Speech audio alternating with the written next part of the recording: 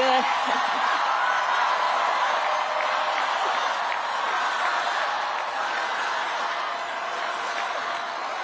Good afternoon, everyone. Good afternoon. Good afternoon. Good afternoon. Thank you all. Thank you, thank you. Thank you, thank you. So let me say, and I love you back, and I love you back. So let me say, my heart is full today. My heart is full today, full of gratitude for the trust you have placed in me, full of love for our country, and full of resolve.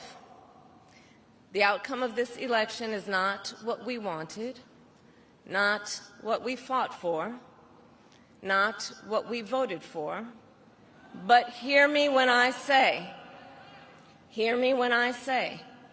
the light of America's promise will always burn bright. As long as we never give up and as long as we keep fighting.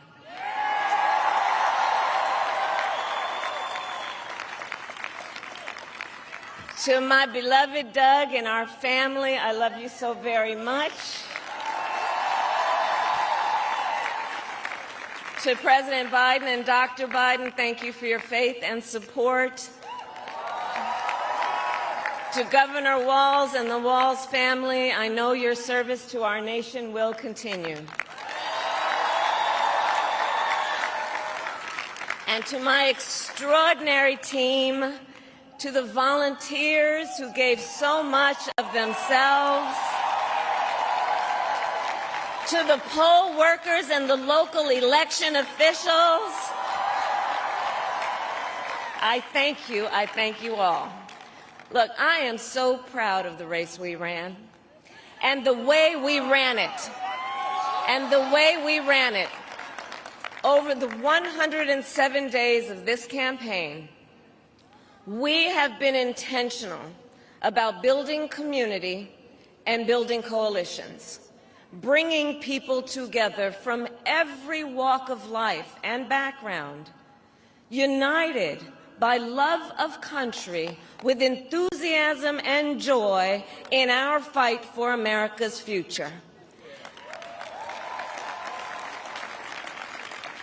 And we did it with the knowledge that we all have so much more in common than what separates us. Now, I know folks are feeling and experiencing a range of emotions right now. I get it. But we must accept the results of this election. Earlier today, I spoke with President-elect Trump and congratulated him on his victory.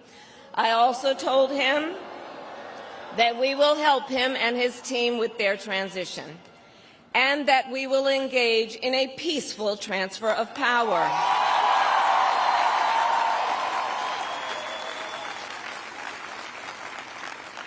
A fundamental principle of American democracy is that when we lose an election, we accept the results. That principle, as much as any other, distinguishes democracy from monarchy or tyranny, and anyone who seeks the public trust must honor it. At the same time, in our nation, we owe loyalty not to a president or a party, but to the Constitution of the United States.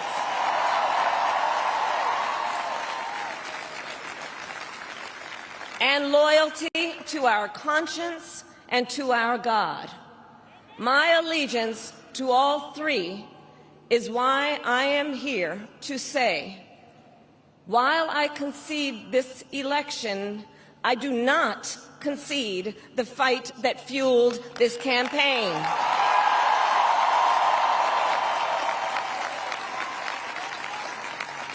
The fight for freedom, for opportunity, for fairness, and the dignity of all people, a fight for the ideals at the heart of our nation, the ideals that reflect America at our best. That is a fight I will never give up.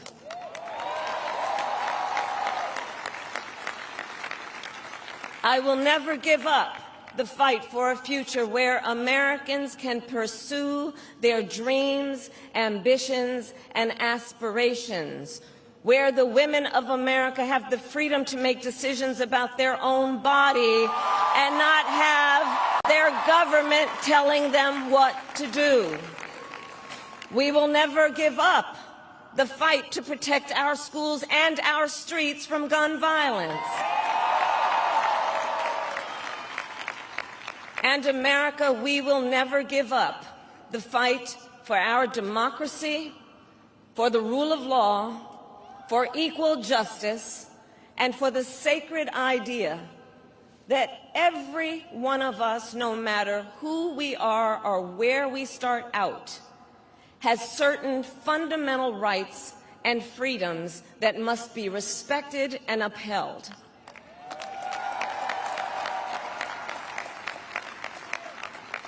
And we will continue to wage this fight in the voting booth, in the courts, and in the public square.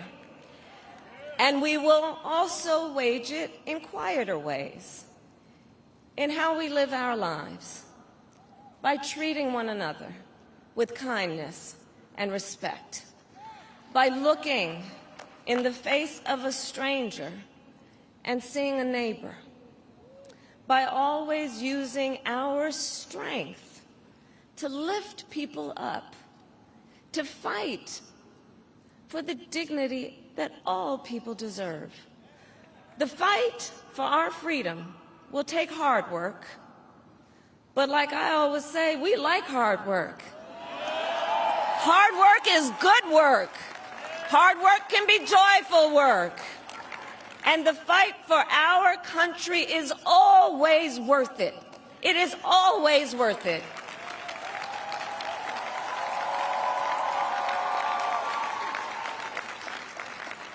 To the young people who are watching, it is... I love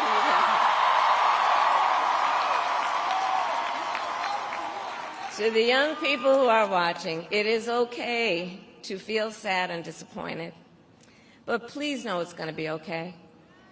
On the campaign, I would often say, when we fight, we win. But here's the thing. Sometimes the fight takes a while. That doesn't mean we won't win. That doesn't mean we won't win. The important thing is don't ever give up. Don't ever give up. Don't ever stop trying to make the world a better place. You have power. You have power. And don't you ever listen when anyone tells you something is impossible because it has never been done before.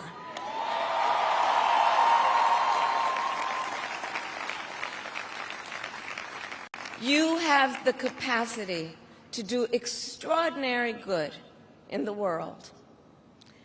And so to everyone who is watching, do not despair. This is not a time to throw up our hands. This is a time to roll up our sleeves. This is a time to organize, to mobilize, and to stay engaged for the sake of freedom and justice and the future that we all know we can build together. Look, many of you know I started out as a prosecutor, and throughout my career I saw people at some of the worst times in their lives, people who had suffered great harm and great pain, and yet found within themselves the strength and the courage and the resolve to take the stand, to take a stand, to fight for justice, to fight for themselves, to fight for others, So let their courage be our inspiration. Let their determination be our charge. And I'll close with this. There's an adage an historian once called a law of history, true of every society across the ages. The adage is, only when it is dark enough can you see the stars. I know many people feel like we are entering a dark time, but for the benefit of us all, I hope that is not the case. But here's the thing, America, if it is, let us fill the sky with the light of a brilliant, brilliant billion of stars. The light of optimism, of faith, of truth, and service.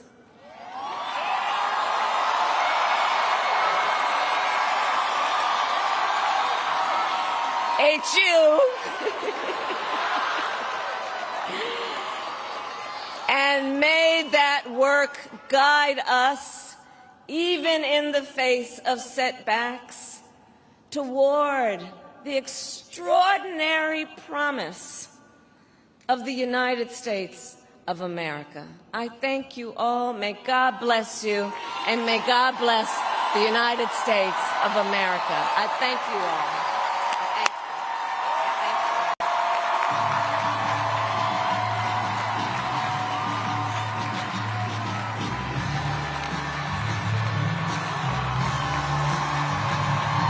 Thanks for watching. Stick around by subscribing today and don't miss a single video.